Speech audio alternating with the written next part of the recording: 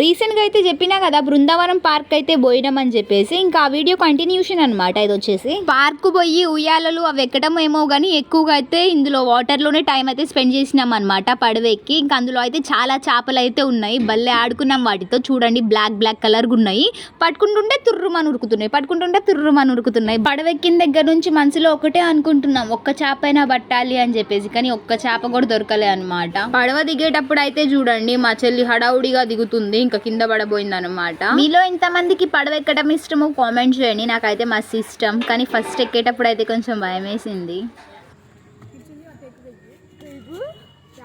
ఎలా ఉంది ఎక్స్పీరియన్స్?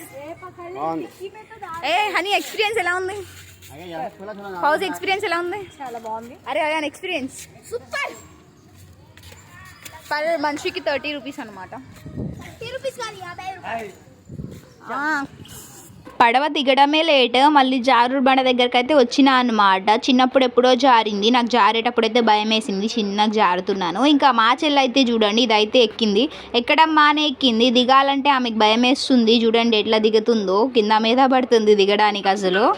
ఇంకా నేను హనీ అయితే ఉయ్యాలైతే ఊగుతున్నాం అనమాట. మేము వెళ్ళిన రోజు అయితే క్లైమేట్ అయితే మస్తు ఉంది, చాలా చల్లగా. ఇంకా మంచిగా మాట్లాడుకుంటూ ఉయ్యాలైతే ఊగుతున్నాము. ఇంకా మా చెల్లి సాదియా అయాన్ అయితే ఇక్కడ రింగులాటం ఏదో అంటారు చూడండి, అదైతే తిరుగుతున్నారు వాళ్ళు. ఇంకా అది అయిపోగానే ఎక్సర్సైజ్ దగ్గరికి అయితే వచ్చినాం అనమాట. అదే పార్క్ లో ఎక్సర్సైజెస్ కూడా ఉంది. ఇంకా కొంతసేపు అయితే అవి అయితే ఆడుకున్నాను. ఇంకా బయటికి అయితే వచ్చేసినాం అనమాట. బయటికి రాగానే మా బాబాయ్ అయితే ఐస్ క్రీమ్ అయితే కొనిపించినారు. ఇంకా ఐస్ క్రీమ్ అయితే తింటున్నాము. ఐస్ క్రీమ్ తినే ముందు అయితే చెస్ అయితే కొట్టుకున్నాము.